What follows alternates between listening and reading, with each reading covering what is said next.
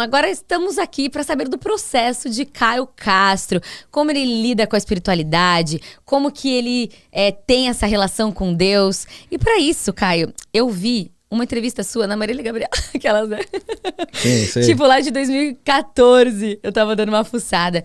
E eu vi que você compartilhou com ela que você ia pra acampamentos, quando você era mais novo, acampamento cristão, né? Conta aí pra gente, como que você conheceu Deus, assim, Jesus? Sua família é cristã ou não? Eu acho que ali foi a primeira vez mesmo, né? Pertinente até você trazer essa memória do programa da Marília, que é o De Frente com o Gabi. Porque a primeira vez que me questionaram isso, ela falou, e aí, qual que é, né? Eu não lembro direito a pergunta, mas tive essa oportunidade, assim. A minha relação com Deus, ela é muito próxima. E acho que, como toda e qualquer relação, a gente passa por altos e baixos. Total. Tem dia que o Espírito Santo ele tá mais presente, tem dias que, em períodos, né? Vamos colocar em períodos, que ele se mostra... que eu me mostro talvez mais disponível, distante, né? Um pouco, outras vezes muito próximo. Acho que por influência de cotidiano, de cobrança, rotina, coisas humanas. E isso acaba me distanciando um pouco. Mas me distancia pouco. Ao ponto de eu sempre lembrar. Eu acho que um hábito que eu tive também, eu já tô até fugindo, né, da pergunta inicial, mas um hábito que me trouxe para muito perto e para uma constância, para uma conversa, que eu chamo de conversa com o mano, né? Ele é meu mano, sabe? Eu amo, gente, olha isso. Então é uma conversa mesmo. Eu tava viajando, eu gosto de viajar. Isso é um fato, assim, né? E aí eu lembro que eu tava no aeroporto nos Estados Unidos e, cara, veio um mano muito forte. Grandão, assim, bem rapper. Aquelas tranças enraizadas, que tinha aquela... uma touquinha que é meio com uma meia calça pra segurar e tal.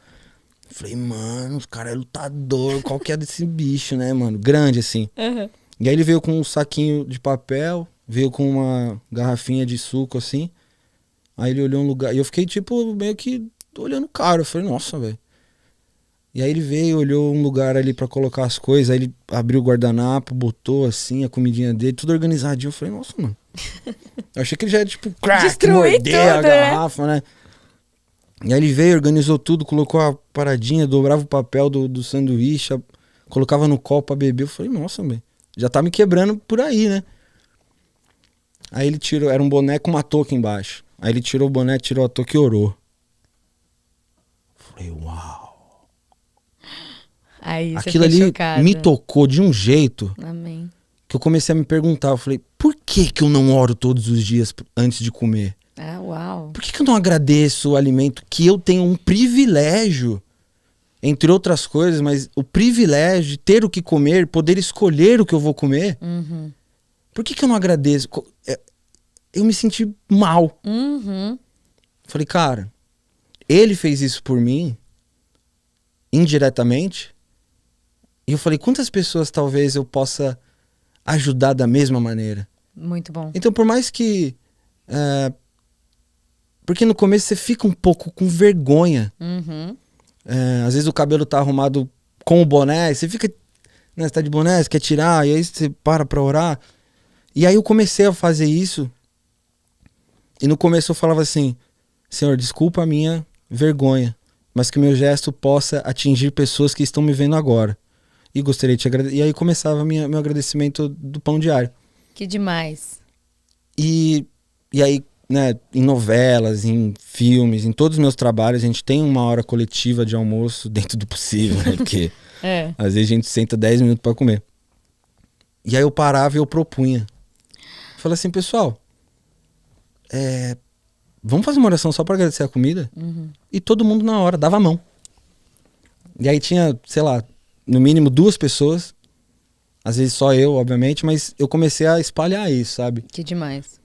Porque por mais que você não acredite em Deus, e eu acredito num Deus muito criativo que habita vários lugares, e o principal, ele habita o respeito. Então tudo certo se você não acredita em Deus. E depois eu posso até dar algumas exemplos para que no mínimo te toque. Opa, peraí. Existe alguma parada aí. Então, mesmo que você não acredite em nada por enquanto, agradeça só a oportunidade, então, que você tem de comer. E aí isso começou a se espalhar e todos os trabalhos eu vejo que rolam esse movimento. Que demais. As pessoas que trabalham comigo começam a agradecer. É verdade, Mauro? Ele tá falando aqui que é verdade. E às vezes eu tô fazendo o meu prato e ele puxa antes ali, faz a dele. E, mano, tudo certo, cada um tem uma maneira, às vezes. Que demais. E isso foi muito, muito, muito, muito chocante. E essa é a maneira que me trouxe para mais perto, diariamente. Então, eu agradeço muito mais do que eu peço. E quanto mais eu agradeço, mais coisas me acontecem de bom, né? Agora, minha relação, assim, como você perguntou, minha família não é cristã. Eu comecei a frequentar acampamento quando eu tinha aí uns 10 anos. Então, eu posso falar que eu conheci a palavra do Senhor com mais ou menos uns 11 anos. Irado. A primeira vez que eu fui no acampamento era Acampamento Nova Vida. Então, quem foi no Acampamento Nova Vida vai lembrar. Irado. Que era no sítio do Seu Carnegie. Era um canadense, se eu não me engano. Que irado. E ele veio pro Brasil e fez esse acampamento, chamava Acampamento Nova Vida. É bem famoso esse acampamento. Não era bem famoso? Cara, era. Eu já ouvi muita gente falar. Era. E aí, ele era de um preço muito acessível também. Tinha que antecipar um pouco o pagamento pra ir. Eu lembro que, sei lá, na época era R$130 pra passar uma semana. Nossa, sabe? Comendo tudo lá. Com as refeições que tinha disponíveis, almoço, janta. E é a primeira vez que eu fui, eu vou confessar pra você, né? Era uma novidade, era um processo novo. E eu não entendia ter culto depois do café da manhã, ter um culto pela manhã, ter um processo de pregação, óbvio que com uma linguagem, uma metodologia muito jovem, né, pra nossa idade. Mas eu não entendi aquilo. Eu fui pro acampamento pra brincar, mano. Eu quero me divertir. Então eu fui 2 anos meio que de... Ai, culto. Ai, que saco, é verdade. Agora tem o culto. Na terceira vez... Tu falou, tem alguma coisa aí. Sabe quando você começa a prestar atenção em algumas coisas, e aí você escuta um pouco mais, e aí você vê pessoas ao seu redor também, tipo, com uma entrega grande. E aí foi a pergunta, né? Todo mundo numa oração coletiva. Aí eu lembro que o missionário perguntou, quem aqui ainda não aceitou Jesus? E era essa questão e tudo mais. E todo mundo tinha uma Bíblia, tá ligado? Eu não tinha. Eu se tinha excluído. Quem se identifica, gente? E aí eu falei, acho que eu não aceitei nada, né? Acho que eu não tenho Bíblia aqui no colo. E aí eu levantei a mão, assim, menininho, 11 anos, tipo... E não precisam abrir o olho, não precisam falar nada. Eu só abri, podem abaixar, tipo... Sabe, tô fazendo alguma cagada aqui. E aí depois a gente conversou, eu ganhei uma Bíblia de presente e tudo mais. E aí passou... aí foi o começo, assim, né? Como eu tive o primeiro contato com Jesus e com esse lado que até então era só religião pra mim. Então a partir dali eu... agora eu sou um cristão, então... Era muita novidade também, assim, até de vida. Eu era muito novo, eu não tinha percepções e muito menos conhecimento até científico, assim, de nada.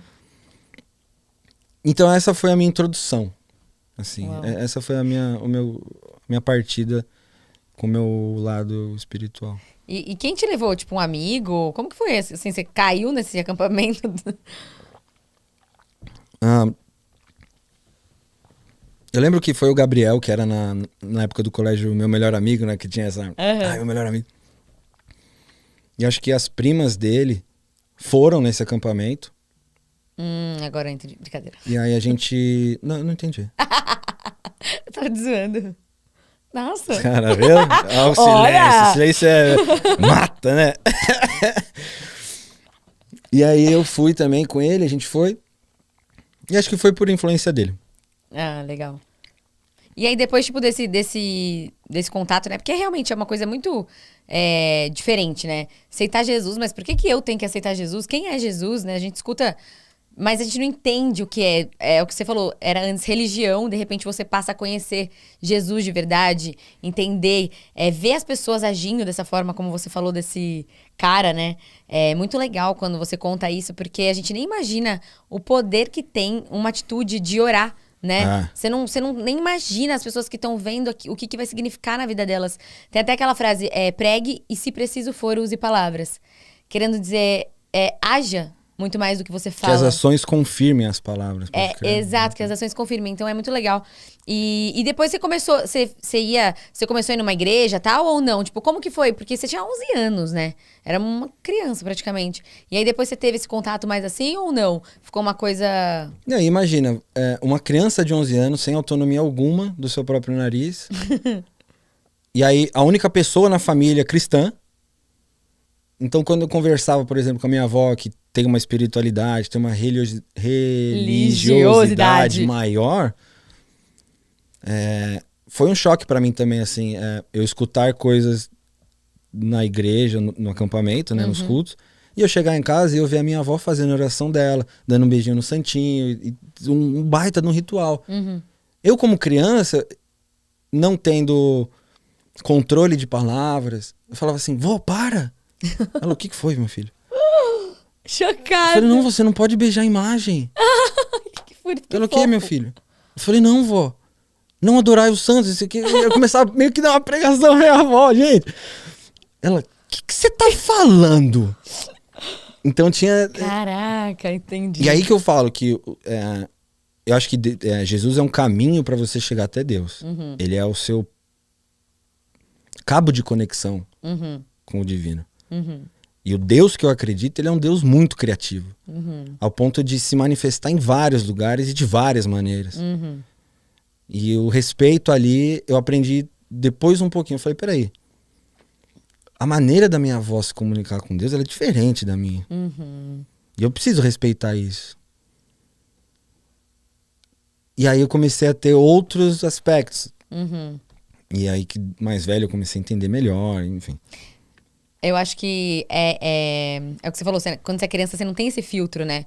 Então, tipo assim, você chega falando aquilo que você acredita e não importa o que as pessoas pensam. Mas eu acho que essa questão da imagem, na Bíblia tem muito isso, né? Não faça ídolos, porque tem um versículo que fala que Jesus diz, né? Eu sou o caminho... Voltou? Jesus, eu sou o caminho, a verdade e a vida. Ninguém vai ao Pai senão por mim. Então, a gente entende e acredita, né, que Jesus é o caminho. Então, eu entendo você ter essa questão, mas existe um respeito, né? E também eu acredito que o Espírito Santo vai revelando. E tem que ter um respeito. E tem que ter um respeito. E também cada um tem o seu momento. Então, vamos supor que, tipo, não, se um dia sua avó... lesse alguma passagem da Bíblia e entendesse isso, seria algo do Espírito Santo revelando pra ela, né? E não uma pessoa que chegou e falou e ela vai ter que acreditar, né? Você pode repetir a passagem, por favor? Que eu não lembro a palavra como é. Que eu falei que Jesus fala. Eu sou o caminho, a verdade e a vida. Ninguém vai ao Pai senão por mim. Eu não sei onde tá. É João? Mas... Tá no Evangelho. Tá no Evangelho. Mas existe alguma palavra ali que diz para não adorar? Tem muito. Não, sei não, tem muito. Isso que eu tô falando, tô confirmando. Lá... não, só porque é que também existe... Eu acho que o livro, assim como qualquer outro, ele é passível de diferentes interpretações. E quem tá mais certo do que a outra pessoa, entende? Quem tem, de fato, a razão? Qual é a interpretação mais correta? Eu acho e aí que eu digo pra você, o Deus que eu acredito, ele é muito criativo. E existem maneiras. E se a gente for falar, putz, por que a nossa tá certa? Então o cara lá no Paquistão, lá, que ele é muçulmano, tá errado? Aí é uma prepotência também da gente falar que meu filho. O senhor está errado. Chega lá na hora, o senhor não vai pra onde eu vou. Mas é sobre isso, né? Eu sempre gosto de falar aqui no podcast que é sobre relacionamento com Deus. Porque quando você vai numa igreja e você se decepciona com outras coisas, você acaba se afastando de Deus pela instituição igreja. Quando, na verdade, na Bíblia diz que a gente iria se decepcionar com as pessoas. A gente vai se decepcionar, é um fato. Eu vou me decepcionar com você, eu me decepciono comigo mesma. Então... a gente não pode olhar pra isso, sabe? Sim, pro relacionamento com Deus. Por isso que esse podcast é tão maravilhoso, porque tem pessoas aqui de várias religiões e é sobre relacionamento com Deus, sabe? É você preencher esse vazio que tá no seu coração, que tá escrito, né? Que Deus coloca no coração do homem um vazio do tamanho da eternidade. E nada preenche esse vazio a não ser Ele.